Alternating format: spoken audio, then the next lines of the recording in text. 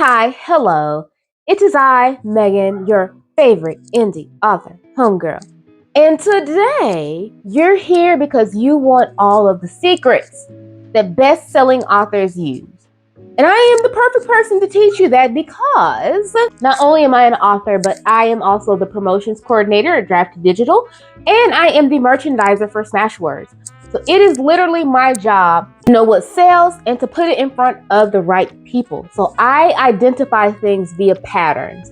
I'm going to break down some secrets using my unique pattern recognition skills to help you shortcut your way to your ultimate creative flow.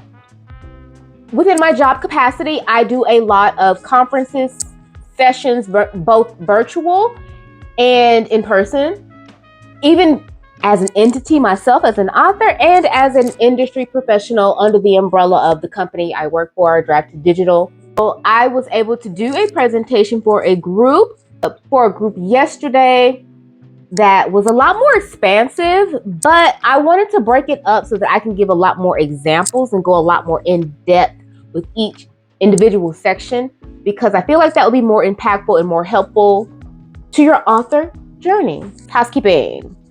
Now, if you watched the last video, then you are probably expecting me to have the video of my human orc romantasy results. I'm still working on that.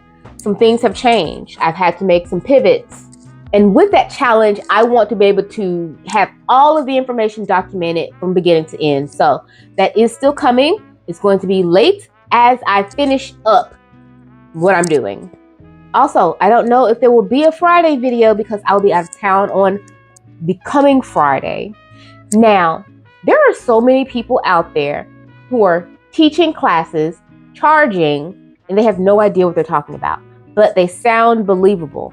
Be very careful that you're not being taken for a ride. So one of my tips does include being mindful of where you get information, because some people just want your money and they're not giving you anything that's helpful. And they are charging these thousands of dollars for these classes, hundreds or thousands. I've seen both. And you're not getting your money's worth. I want to make sure that you're getting something valuable that you can apply to your project, no matter whether it's fiction, nonfiction. And then if you want more personalized help, one-on-one help, then that's what I feel like you should be charged. First things first, your author journey takes place across 3 sections at all times: writing, publishing, marketing. Writing is the umbrella for everything. You're researching, you're writing, you're getting your beta reads. You have not reached the publishing distribution stage. Everything that comes before that, I'm considering it under the umbrella of writing, which is where this session comes from. We're going to talk about writing, your pattern for creativity. Because oftentimes people try to follow somebody else's pattern and they hate it, and you're now stagnant. You're not in your flow. You can't find your way, and you've paid for this. You paid for this class, and so you're trying to make fetch happen, but fetch is not happening. What I do is data led. If you are a new author, you're not working with your own data yet. You're working with other people's data. If you are an established author, you're working with both your own data and other people's data too. I was one of those kids that was in the special classes because I'm a distraction, because I finished my work, I'm bored, and I'm reading my library book in math class, and you're mad at me? Why? That was me. So I was a GATE program kid. If you know, you know. I know a whole lot about Egypt. And once that spark lit, I was like, this is the greatest thing ever. I like research. I like information. I thrive on it. I run reports sometimes just for fun, because those reports inform me so that I can make better decisions when it comes to promoting books.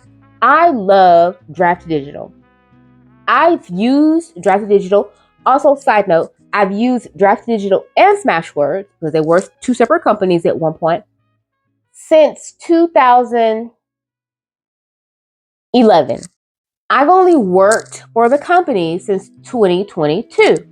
I have a vested interest, but not really like I just got here, okay? I'm still figuring things out. And I figured out enough to be able to tell you the patterns of what I see.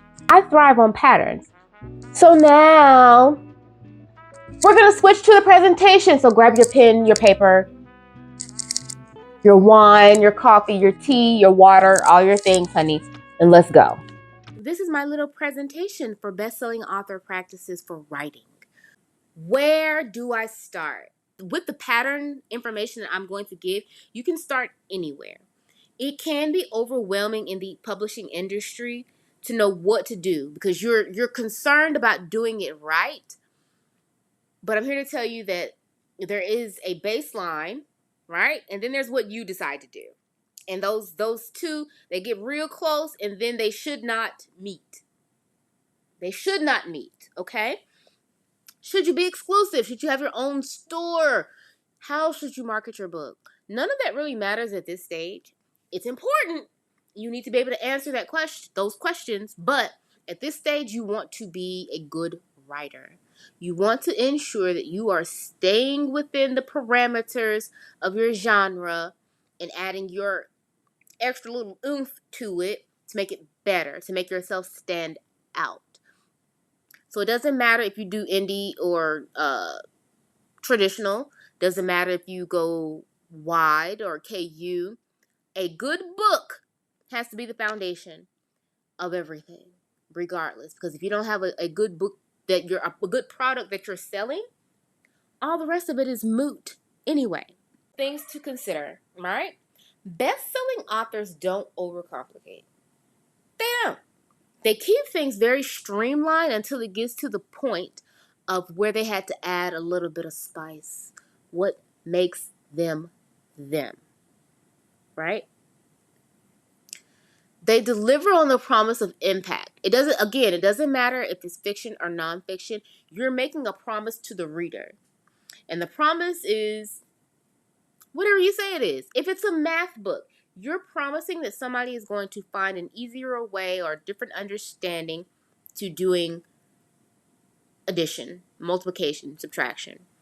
But the whole book was simply about division. Wasn't wrong. It accurately taught you how to do division, but that wasn't the promise you made to readers. You made the promise of learning addition, subtraction, and multiplication. So be aware of the promise you're making. If you're writing romance and it does not end with a happily ever after or happily ever after or happily for now, that is not romance. You need to reinvestigate what that actually is, right? And if your book is something that is for everybody, you don't have a good book. Everybody may be able to find a nugget of something that connects with them, but you cannot write a book for everybody.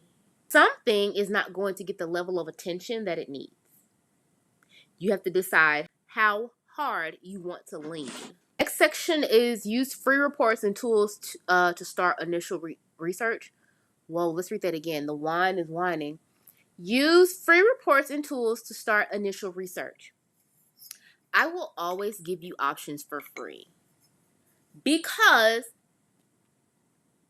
money is money and I don't have a lot of it at this stage. Not yet. We're getting there. And so I also don't have a lot of money to sink into trying things out that aren't guarantees, or at least more so on the edge of a guarantee, right? So there are some paid reports. I know Klytics has paid reports. They're good reports, okay? It gives me information that I don't have access to because I have access to a lot of information in the indie space because we are a publishing aggregator, but I can only see the information that is on our platforms based on the users on our platform. So I can't see what sales you have on Amazon. I don't have Amazon's reports like that, right? So Klytics, in addition to what we have to offer at Draft Digital, could be helpful. And I run these reports anyway. Sometimes I run them for fun. And I am not opposed to running them if asked. That, hey, Megan, Can you do a genre breakdown on science fiction? Can you do a genre breakdown on fantasy, but specifically action fantasy, not romantasy? Like, I would need that kind of feedback in order to make sure that I am getting you the most impactful information, because I do have that information. And that helps to guide me in everything else that I do. Where you get your information matters. Not everybody who is successful is teaching. And that's okay. Not everybody who's teaching is successful. One more time. Not everybody who is successful is teaching, and not everybody who's teaching is successful. Take that with a grain of salt. So you want to be mindful of where you're getting your information from. Don't overload yourself with somebody who's not a professional, an expert. They have proof of concept. They have proof that they know what they're talking about. I know what I'm talking about because I have access to the data. I am actively testing out whether or not I can actually put this information into practice. I can see the pattern between the best-selling authors. Can I replicate it? That's the question I'm answering, and I'm working on that. Because I have to see proof for myself firsthand. That's just me. Brandon Sanderson teaches at an actual college, right? A semester. And he puts it on YouTube. So if I were a science fiction fantasy author, I would go over there. It's free. And he's giving good information. So that would matter to me. If I'm a romance author, though, I might still be interested, but his tips may not quite be as impactful because he writes science fiction and fantasy. He doesn't write romance, right? So I would want to make sure that if I'm trying to have proper alignment for my romance novel, I need to get some insight from a romance author. I write for Black women. That doesn't mean that other people will not enjoy the book. That does not mean that other people won't be able to see themselves in the characters some kind of way. But when I am writing, my target audience is me. I'm a Black woman. There are things and nuances that other authors who are not also Black and also women may not be able to cover for me because that's not in their periphery at all. And if it's not in their periphery, it doesn't mean very much to them, but it's very important to me. Proper categories. I learned through my job that fiction, romance, African American and Black, and fiction, romance, period, have two different codes. You don't know that. I know that because it's part of my job. So if you're using that category and think that you are being rated fairly amongst other titles that are using fiction romance, you might be, but there's no guarantee of that unless the merchandiser, whoever's running the reports, whoever is doing the search through whatever, is also considering that there is a secondary code that goes along with romance. And I think Christian anything also applies here. It has a different code. So if you're not including all of those codes, you're leaving a lot of information on the table. You're leaving a lot of authors that should probably be discovered. You're leaving them out. And so I have a unique position of I have access to all information and I know what to look for when it has more niche information. Over preparation is another form of procrastination. I am the queen of procrastination. I also have a tendency to over prepare. I want to make sure I have all of the pieces to the puzzle before I start. Sometimes you don't have all the pieces. That's why I said grab your ducks and go. If you're waiting to have all of your ducks in a row, you're going to be waiting for a long time. One duck is scrounging around in the brush. One duck is laying an egg. One duck is in the pond. They're not all together, so I can't get them in a row. I gotta grab a duck and probably a random goose. I live on a farm, if you can't tell. Okay? A random goose and just go. You got to grab what you got and go. Okay? Because if you're still waiting to make sure you have all of the different pieces and you feel like you can't start until then, you're just waiting around for nothing, because there will always be another piece. There will always be another class. There will always be another expert with something you think you need and you don't actually need it. You just need to start. Limits are your friends. I love a good time limit. I love a good time limit. I love a good sprint. I love a good achievable task, achievable goal. That is my jam for sure. I also consider this when I'm doing research. I am from a day and age where research was very hands-on and it extended further than just ChatGPT and Google. These had to be verifiable, reputable sources. So I know all about the Dewey Decimal System, okay? I know all about it. I know all about how to cite my sources. You can give yourself information overload by having too many sources. So limit your access until you're ready. Unless you're going through another cycle, then it's like, okay, well, I've already addressed whatever I'm going to address in my novel at this level using these guidelines. Put those to the side. Now, based on these new guidelines, I'm looking at my manuscript now with fresh eyes, a new perspective.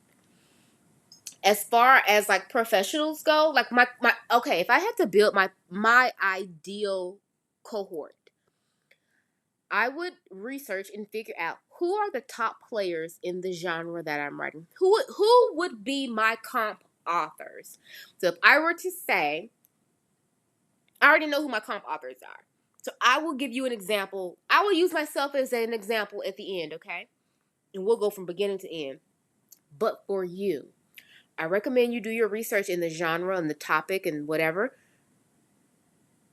3 to 5 authors that are leading the way. And you're going to want to research them, their process, their books, what things are alike. Only 3 to 5, not too many, because you don't want to get overwhelmed. That's your lighthouse, right? The second level that you need to keep within your cohort is an industry professional. Not just somebody else who is also successful in that genre in the industry. An industry professional. I'm an industry professional. Some of my coworkers are industry professionals. Some of them have YouTube pages. Drive to Digital has a YouTube channel.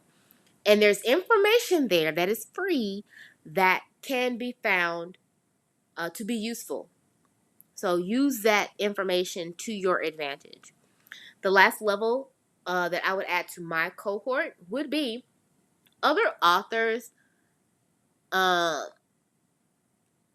who are at the same starting point.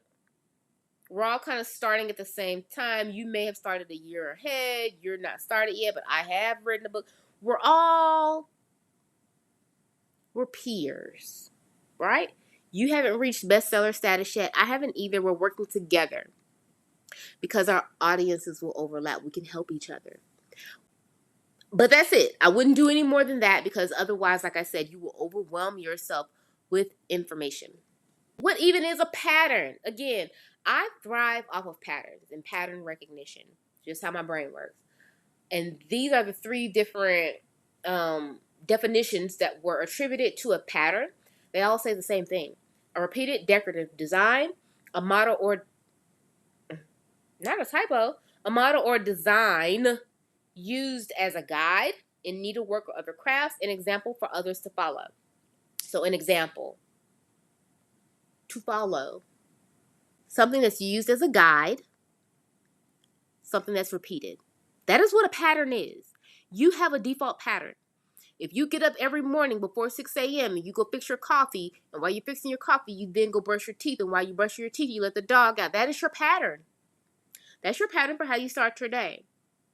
You can probably tell me off the top of your head what happens if your pattern gets disrupted. How does that impact the rest of your day? How does that impact the rest of the things that fall within that pattern?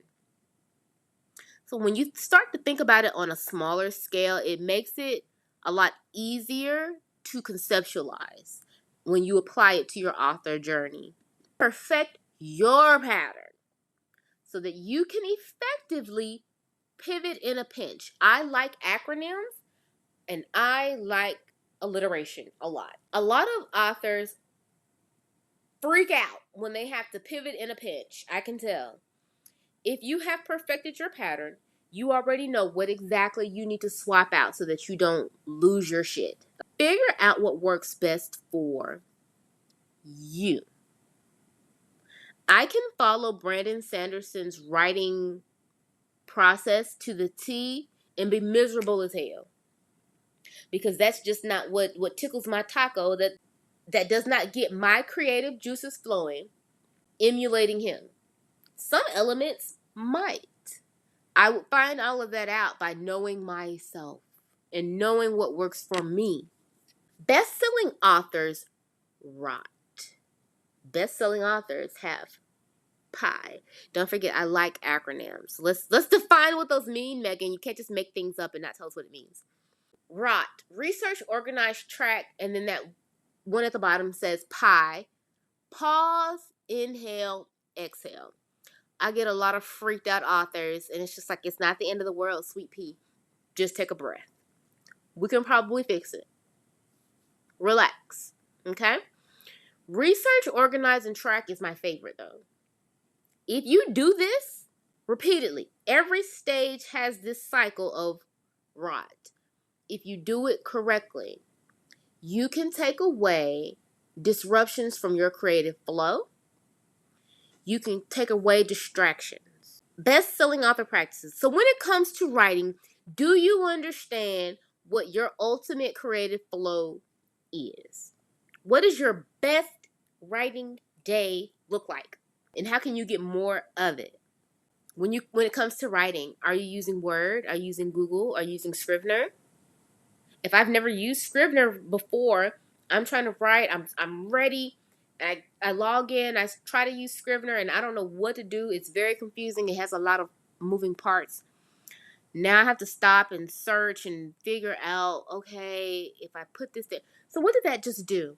That just distracted me from my creative flow because I'm using that time to try to figure something out. Figure it out beforehand.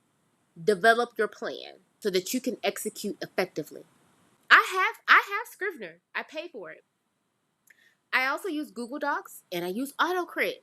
And I use them in different ways for different reasons. Because that is what works for me. I very rarely use Scrivener. Google Docs and AutoCrit get me to where I need to go. So I don't necessarily have as much of a use for Scrivener as its uses. Editing. But do I need line editing? Do I need development editing? None of that matters right now. You need a good book. All right? So don't get hung up on the mundane, the things that don't matter at this stage. Are you writing a romance? Where's your meet cute? Have you clearly defined the other tropes? How hard are you leaning into those tropes? How hard should you lean in? If you did your research and you've already identified the top leading authors in that genre and you have been able to research how they do it, so now we're establishing the pattern, the foundation on which we are going to build. If all the other authors do a meet cute in chapter 2, what would happen if I do a meet cute in chapter 1?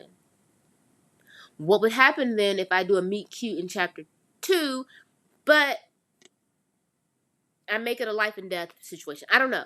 What are you doing to set yourself apart so that your meet cute is memorable? Does body doubling work for you? Are you an isolated creature? Right?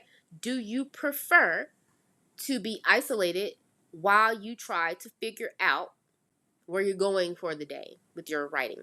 Do you prefer to write in the early mornings? I'm going to refer to Brandon Sanderson a lot because I have marathoned through his class.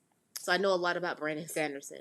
He prefers drapes over blinds, and he is a late riser. One of the things that he has taken off of his list of things to do is getting water. So when he gets up to go and he's just getting ready to go into his creative flow, just grabs his water and go, because there is already somebody whose job it is to fill up his water.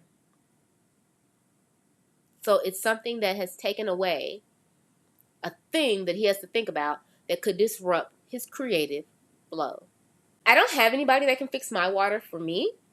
So I have to evaluate my day and my access to things from my perspective, not from Brandon Sanderson's perspective. Sprints don't necessarily do it for me. I like to write to the end of the chapter. I'm done with the sprint when I get to the end of the chapter. I don't stop my writing session in the middle of a chapter. It's too hard for me to get back into where I need to go. So in order to not disrupt my creative flow, I know I need to get to the end. Body doubling does nothing for me. What is body doubling? Like, for example, we're in the same room together, but we're not interacting. We're just present together. You're doing your thing. I'm doing mine. Early mornings. Early mornings don't necessarily work for me because I don't necessarily want to talk early in the morning.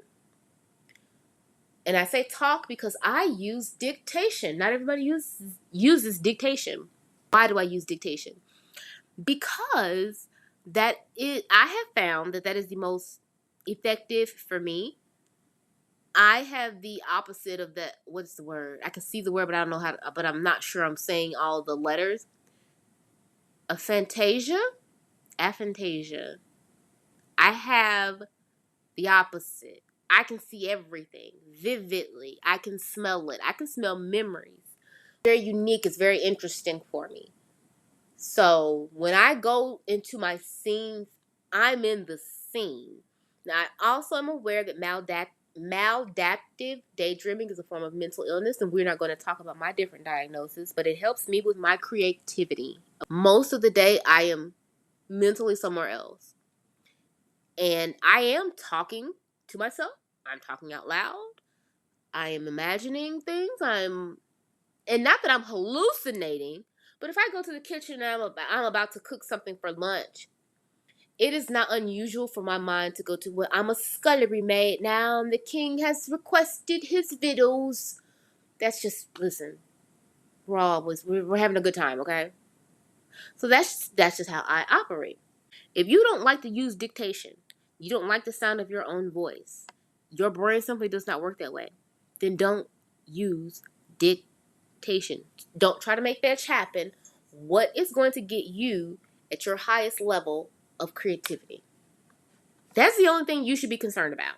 Again, doesn't matter if it's science fiction, doesn't matter if it's romance. If you did your research, this should be easy.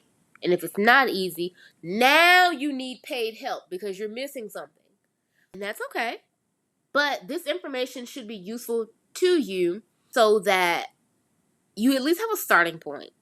And you should be able to identify, at the very least, where things are starting to diverge and you're not sure where to go next. Okay. Best-selling authors are aware, they have action, and they adapt. I'm aware of the different things that go into a best-selling romance novel because I've done my research. And because I've done my research, I'm now going to create an actionable plan I can follow. If I see that what's trending, and what is trending based off of the numbers, I did run the numbers yesterday. Romance. We already know romance is king. Not just any romance though. Contemporary romance, billionaire romance, suspense. What happens if you are able to do all three in a novel? You have a trifecta. What other ways can you set yourself apart? Is it small town? Is it military? Is it grumpy sunshine? Now you have other things that you are adding on that are already in those top categories that make people lean in even more. I would create then a plan of execution. Because I know those things, I'm the most popular author, has books that are about 80,000 words, alternating POV, they're priced at about $3.99. Those are all things that I can easily see engage with my eyeballs. I don't need a paid report. I don't need a paid consultation. I don't need any of those things because I've researched effectively. adapt. By June, romance is still king, but it's not romantic. It's not contemporary. It's now historical is a really close one, okay? So by summertime, let's say, it's no longer romance contemporary, it's now romance historical. I can still keep the foundation of the things that I have created and pivot towards historical. You have to know how to pivot. Pivot in a pinch, don't forget, okay? And before you overwhelm yourself with, where do I even start? What does the data say? What does the data say that you've done your research on? Here's what I say. Copy. And I didn't say plagiarize. That is not the advice I am giving you. Rebecca Yarros has already written Fourth Wing. Not telling you to go rip off Rebecca Yarros. But Rebecca Yarros wrote a book about a school, a dragon school, political intrigue, war. Those aren't new things. Those aren't new concepts. We can literally look to history. Those same things. She added dragons. George R. Martin constantly says that the basis of his story, where he pulled inspiration from, was the War of the Roses, actual history. And then he added dragons. So I don't know. Is the key to add dragons? It could be. It worked for George. May or may not work for you. I don't know. Those are things to consider. And so I like to listen also to other successful people, because you can hear, they will tell you their process. Usually they express it in what influenced their writing. I have met and spoken to Kevin J. Anderson. Like I said, I've marathoned through all of Brandon Sanderson's things. I had an opportunity to listen to J.D. Barker with do a presentation with AutoCrit. He works with James Patterson. So you have these authors who are working with the intellectual property of other prolific authors that they enjoyed and admired and copied to an extent. They copied to an extent, and then they added the secret sauce, the secret ingredients, whatever it is that made them you. So they paralleled just enough before making that left turn. You are the secret ingredient. Understand what the industry is looking for. Understand reader expectations. Deliver it, and then some. And then what makes you you. We all write romance. We all write romance in a small town. We all write romance in a small town that focuses on Christmas. Every town is a Christmas town. So now 1,000 authors it's gone down to 100. Of those 100, small town, holiday, romance in the South. Oh, now we got about 50. Small town, romance, holiday in the South with a black family. Ah! Why they gotta be black? I can't relate. It's not a dragon. People get weird. But when I'm doing my research, that's what I'm looking at. Who, with these things, okay, so then where do I lose people? Where does it start to get too niche? And then where can I lean in more to be more impactful? So now, how do I put this all together for my own author journey? How would you put it together? How did I put it together? I am writing a human orc romantasy. And so I have done my research. I know exactly what I'm going to do. It really is just the mind games you have to play with yourself to get to the end result. But ultimately, as I am writing, I am basing my writing off of what I know works in romance. What works when you are dealing with fated mates? What works when you are dealing with fish out of water? When you're dealing with human monster? What works when it is low stakes? What works if it is novella length? Because the things that you need to do in the pacing of it matters. So those are all things that I had to consider when I decided to do my research to determine if what I have here has legs. I'm testing that theory out, and I'm providing real results based on my research. I know my comp authors. Here are the things that I know about me in my writing process. I sprint till I get to the end of the chapter. Beginning, end. That is the sprint. So if the sprint takes 20 minutes, it takes 20 minutes. If it took 30 minutes, it took 30 minutes. Also, I am dictating.